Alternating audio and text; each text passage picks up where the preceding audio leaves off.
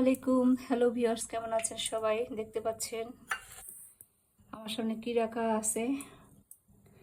মাংস ধুয়ে রাখা হয়েছে, আর এই যে মশলা, সব ধরনের মশলা এখানে, আদা, রসুন, জিরা, গোলমরিচ, কাঁচামরিচও, এবং এখানে হচ্ছে গরম মশলা থেতলে নেওয়া হচ্ছে, আর হচ্ছে তেজপাতা একটু ছোট ছোট করে কেটে রেখেছি।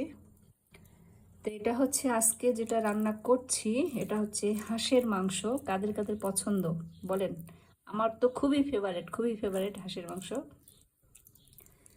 তো ঈদের সময় কি খালি গরুর মাংস খাওয়া হবে? একটু হাঁসটা রান্না করলে পরোটা হোক বা রুটি হোক ভালো লাগে, কারণ গরুর মাংস তো খাওয়াই হবে, হাঁসটাও থাক আর কি। তো কাদের কাদের পছন্দ অবশ্যই কমেন্টে জানাবেন। তো এই যে তেল গরমে দিয়েছি, পেঁয়াজ কুচি করে রাখা হয়েছে। এখন আমি পেঁয়াজগুলো দিয়ে দিচ্ছি আগে। বিসমিল্লাহ।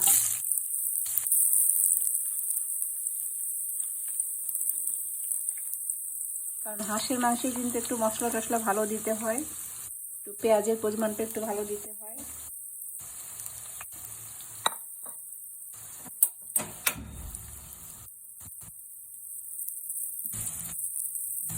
পেঁয়াজটাকে একটু লাল লাল করে নিব।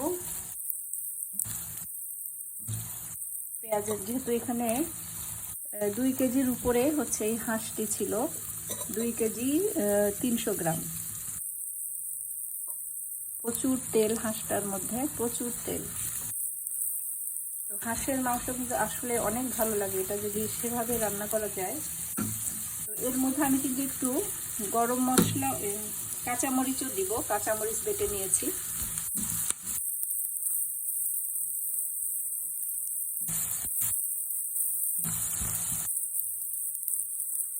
তো মশলাটা কষানো হয়ে যাওয়ার পরে তারপরে আমি আবার আসছি আপনাদের সামনে।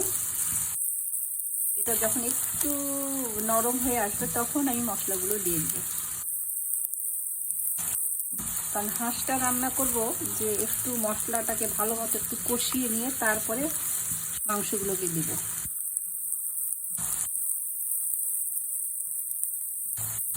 তো ঠিক আছে, আপনারা আমার সাথেই থাকুন।